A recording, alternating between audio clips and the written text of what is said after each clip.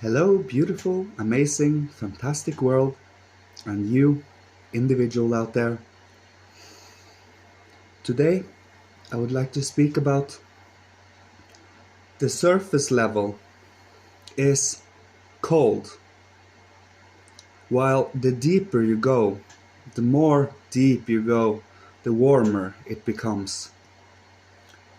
And the more you penetrate with your consciousness, with your eye, deeper inside yourself, the more warmth you can bring to your inner being.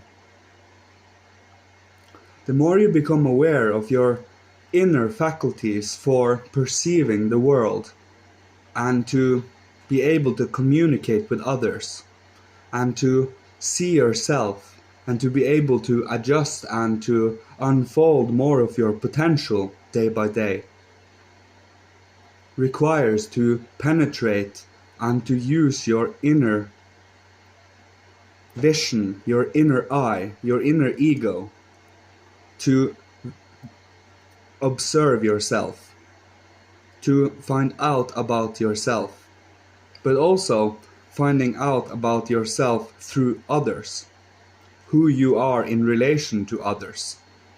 Where are we coming from? What is coming out of our creativity when we are with others? And why do we behave in certain ways, and why does it become something that it's hard to explain it, but it feels karmic in many ways. It feels like you become, when it's karmic, you have control of a whole lot of things within yourself, within your inner moral world. But when it comes to other human beings, there is a little different there, because we are two individualities, two different positions in a sense, with two different sets of experiences. Now, the joy of life is to come to an understanding and a love for each other despite these differences. If we only let ourselves do what we have been taught, then every difference we see, we detest. That is the standard. If you actively choose to build an understanding for difference and individuality and uniqueness in personality, the more you get to enjoy and to deepen your understanding of a human being. If we are only on the surface level of things, it is so cold, and we quickly deplete all of what the outer physical material has to offer.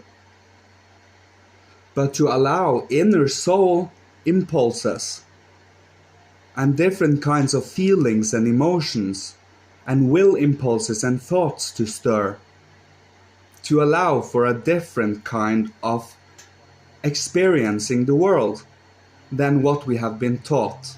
Because what we have been taught is an easy to compartmentalize, easy to digest and put back in the subconscious. And we do not ask questions about any of this, because it is the normal, it is comfort. But to truly become aware of what's inside of you, to truly find out who you are, now that requires bravery, and also a little faith. You can't be faithless in this, because then you believe there is nothing there. It is based on what lens you're from.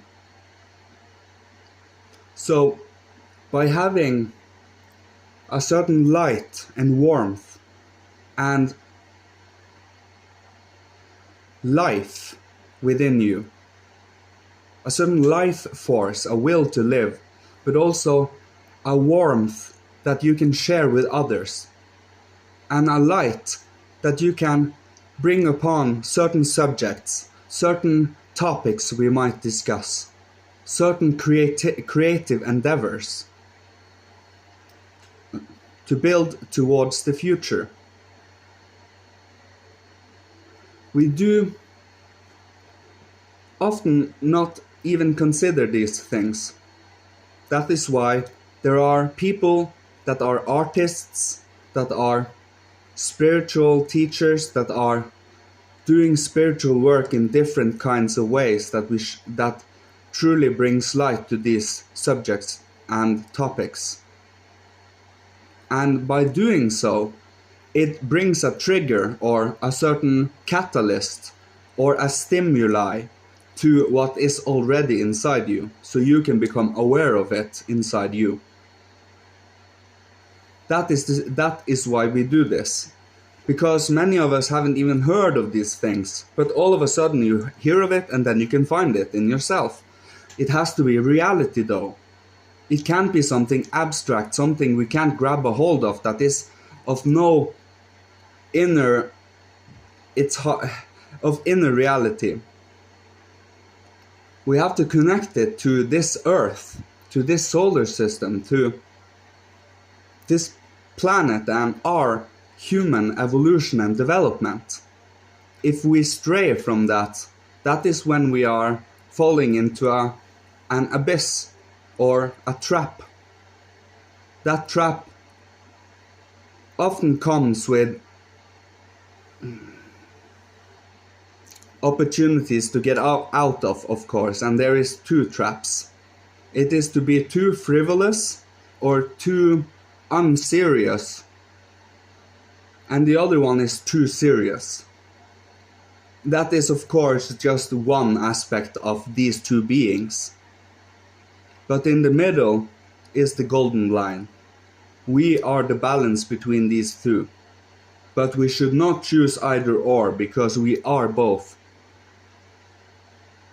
So by balancing out these two, by both having the creative, endeavorous love for beauty, creativity, and for upliftment of humanity through actually studying what we are doing here. And the other one is work for humanity with dignity, strength, and a certain anchorage to this earth. But the earth is not where we come from alone. We are a beautiful, beautiful dance of the heavenly and the earthly. We are an exception here on earth. Animals don't have our ego. They don't have the I, the individualized I that we do have. They have a group ego, which brings them to look more or less the same each species. But they do have their species ego in a sense, that brings their form. It's the same with us human beings, but we have a fourth aspect, that our ego has come down to our body. The group ego of animals are in the astral realm. It is not inside their body so that they can individualize things. We do have that. That is the spiritual difference between us and animals. And the more we cultivate with our ego, spiritualizing and purifying our own shortcomings, our own bad habits, and bring life and bring inner stimuli to ourselves, the more we more or less stir all our cells in our body, bringing it health, bringing it light, bringing it warmth, bringing it love and life, true life, you know? It's almost like you begin to shine. You shine out from your ego out like a sun. And by doing so, the only thing when you have trained your will enough that can dim that sun is you yourself. We are all sun beings in that regard, but we are also earth and moon beings. We are a very, very intricate being, but at the same time we're pretty simple. We are organisms that acts and reacts, but we are also organisms that can have conscious moments of choosing for ourselves in strength, in will. We can't say the same about animals, but we damn sure can say that about human beings, when they have become strong and have been tempered in life, tempered with experiences of all kinds that have given personality. When you have a individualized, unique personality, you are working with the archai, or the spirits of the ages, the spirits of personality. They are pretty high up. And the more love, the more care, the more beauty, the more warmth you can put into your existence and your living and every day-to-day living, the more you work with the divine world, the spiritual world. That is where that comes from. If you only try to find happiness and joy and satisfaction in the physical and the material, you will deplete it in the end. But by drinking from the well of the spiritual world, your inner impulses and your meditation and your inspirations, that is where you truly will find what is right and what is loving. I think that was everything. Thanks everyone.